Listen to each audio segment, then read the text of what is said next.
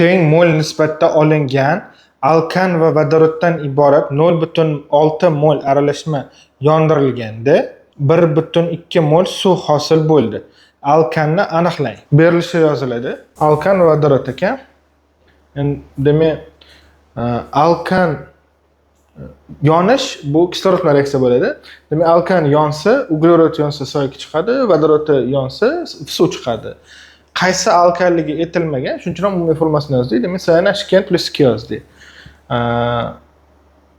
Vodorod va shuning uchun ham uglerodlar koeffitsiyentini bilmaymiz. Aniq koeffitsiyentini bilmaymiz. Uglerod nechta, vodorod nechta bilmaymiz. Shuning uchun aniq koeffitsiyentlarni bilmagan uchun yozmaylik koeffitsiyentlarni.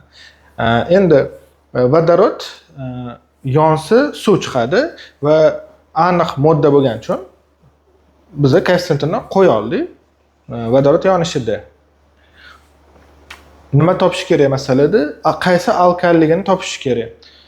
Buning uchun n aniqlashimiz kerak. N ni bilsak, shunga qarab qaysi alkanligini bilishimiz mumkin.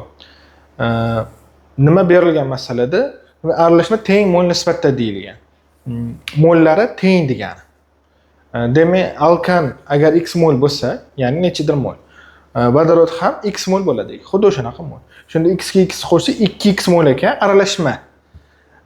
Masalada 0,6 mol deyilgan aralashmani. Demak, 2x 0,6 ga teng ekan. Va hosil bo'lgan suvni moli ham berilgan. Demak, 1,2 mol suvni moli ekan. Demak, 2x 0,6 ga teng bo'lsa, x topish uchun o'ngni chapga bo'lamiz. 0,6 ni 2 ga bo'lamiz. X topildi 0,3 ekan. Demak, topib oldik. Alkan 0,3 mol ekan, lekin alkan yonishdan hosil bo'lgan suvning molini topa olmaymiz. Chunki koeffitsiyentlarni bilmaymiz. Vodorod 0,3 mol ekan u ham. Va vodorod yonish natijasida hosil bo'lgan suvning molini topa olamiz. Chunki koeffitsiyentlarni bilamiz. Koeffitsiyenti pastiga qo'yiladi. Koeffitsiyenti pastiga qo'yiladi va suvning molini topsak bo'ladi proporsiya orqali. 0,3 ni 2 ga ko'paytirib 2 ga bo'lamiz. 0,3 o'zi chiqadi. Topildi koeffitsiyenti. Endi bu alkan yonishda hosil bo'lgan suvning molini ham topsak bo'ladi. Umumiy 1,2 mol bo'lsa ayirib tashlaymiz. 1,2 dan 0,3 ayirib tashlaymiz. O'shanda qolgan suvning moli chiqadi.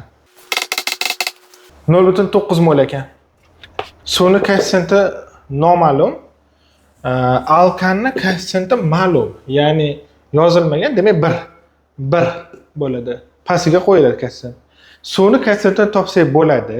Proporsiya orqali 0,9 ni 1 ga ko'paytirib 0,3 ga bo'lamiz. Demak 3 chiqadi. Qanaqa topdik? 0,9 0,3. Suratini ham, mahrajini ham, ya'ni tepasini ham, pastini ham vergullarni bir xil yuritsak bo'ladi. Yo'nga, yo chapga. Bitta o'ngga yurg'izamiz. Bitta o'ngga yurgizsak 9 va 3 bo'ladi. 9 3 ga bo'lsak 3 bo'ladi. Demak, koeffitsiyenti topildi, 3 ekan. Endi o'ng tomon va chap tomondagi atomlar soni teng bo'ladi. Demak, bu o'ng tomondagi vodorod atomlari sonini topsak, chap tomondagi alkanda ham xuddi shuncha vodorod bo'ladi. O'ng tomondagi vodorod atomlarining soni 3 kara 2 6 ekan. 6 ta vodorod bor ekan. Demak, alkanda ham 6 ta vodorod ekan. 2n + 2 6 ga teng. Tenglama ko'rinishda bo'ldi, ishlaymiz. Endi 2n + 2 6 ga teng bo'lsa, plus barobardan minus o'tadi. Demak, +2 emas, -2 o'tadi. 6 - 2 4. 2nimiz 4 ga teng ekan. N ni topish uchun o'ngni chapga bo'lamiz. 4 ni 2 ga bo'lamiz. 2 bo'ladi.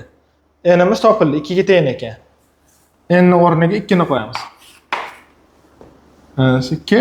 Demak, n o'rniga 2 bo'lsa 2 kara 2 4, ga 2 6. Mana 6. Demak, C2H6 bu etan. To'g'ri javob C variant.